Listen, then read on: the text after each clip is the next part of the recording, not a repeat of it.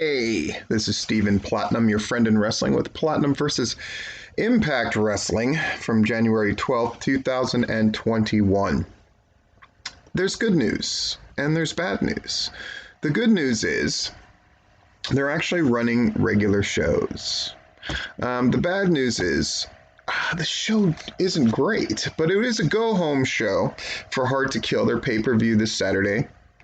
And in that sense, they did a stellar job, meaning they know that this show, this pay-per-view is about one match, and that's Kenny Omega and the Good Brothers against Richard Swann, the Impact champion, and the Motor City Machine Guns. They get that it's about that match, and then it's just about filling in the blanks behind it. And in that sense, this was a perfectly workmanlike show, where the dots were crossed, right? They connected those dots. Things made sense, such as it is. Hopefully they'll have more eyeballs on their show this week. They did their intro, then they had the opening match of Taya Valkyrie against Kimberly. Man, I mean, this match, Susie coming out, and Su Yung is now in the Susie character, attacking Rose and Tiana, leading to this jackknife pin thing that Kimberly does against Taya Valkyrie as a way of building up the match. I mean, it's just bullshit. It's nonsense. Like, a lot of Impact, unfortunately, really feels disjointed and like it works against itself. We've got Omega and the Good Brothers and Don Callis in the bus. We go to commercial. We come back. We hit what is becoming the highlights of all of these shows, which is Tony Khan and Tony Schiavone. Again, there's just elements to these promos where it feels very similar. They obviously have a viewpoint and a character that's easy to understand, but you're also curious to see what they're going to do, and this one is no exception.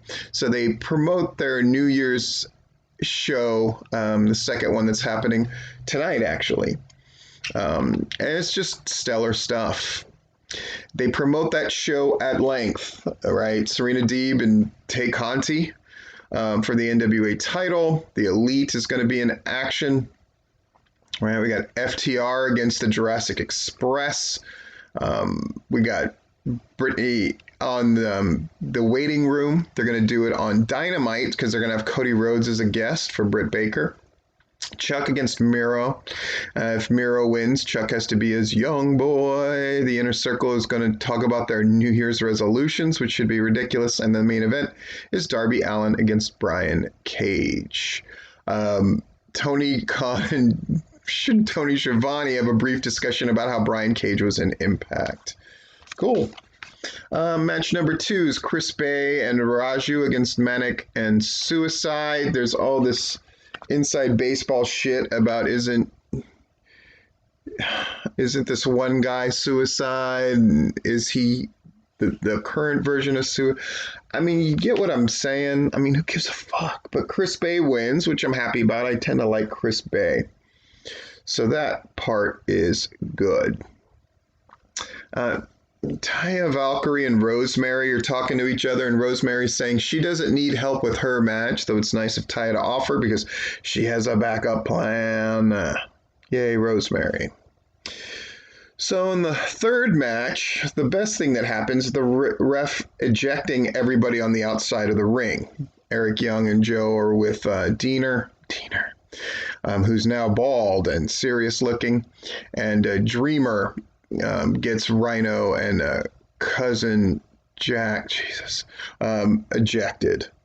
There's a big old brouhaha in a fight.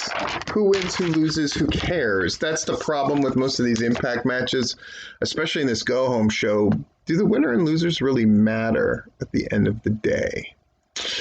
We have a little bit about the knockout tag titles that are going to be the finals of the tournament are going to be settled at Hard to Kill.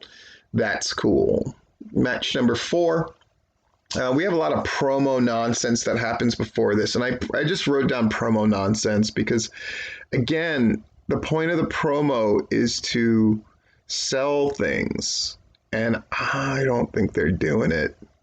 Tennille Dashwood takes on Rosemary in a match that Rosemary wins because Crazy Steve shows up for her and she gets a hold of Caleb Kay's hairspray and sprays it in the eyes of Tennille Dashwood, which works to help her win, even though we've already established that the hairspray wasn't enough to help get Rosemary pinned earlier. The fuck? You see my problems here? Rich Swann, right? He cuts a very good, solid promo about how, at the pay-per-view he's going to prove himself, and tonight Carl Anderson's about to find out. Great.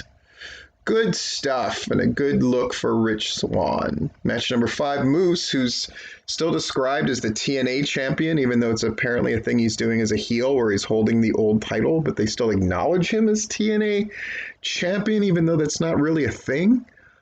What the fuck? Why do they do these things? I don't get it. Against Matthew Dahmer, and again, it's supposed to be a squash match, but it ends in nothing because the referee just kind of stops it, but it's never really explained why. I don't know why they can't hit these details at Impact. It just makes the things look kind of Bush League. Really weird. By the way, we also get a vignette that we're going to get Ethan Page against Karate Man at the pay-per-view. So there's that. Kenny Omega, Don Callis video package is pretty good. And then we get our main event. You can tell I'm rushing through this. Impact just does not inspire because their problems are fundamental ones, right? Their problems are a show that comes across as unexciting because there is no fan involvement, and things done that they don't even follow the physics and the rules of their own world. Matches just end. Wins and losses have no consequence. And last week we had, a woman kidnapped and then her husband beat up in front of her, and it means virtually nothing. I mean, they don't follow their own rules of engagement. So it's just hard to get excited about it. I am going to engage with that pay-per-view. So we'll see. The main event, we got Carl Anderson against Rich Swann. And instead of having Rich Swann win in a decisive fashion, he wins with kind of a sneaky roll-up, which I don't get why you do that. And then you have a big brawl amongst all 6 participants in a locker room. A brawly brawl. And that's how they end it. And that's their go home for the pay-per-view. Fuck me, Impact. Oh, jeez.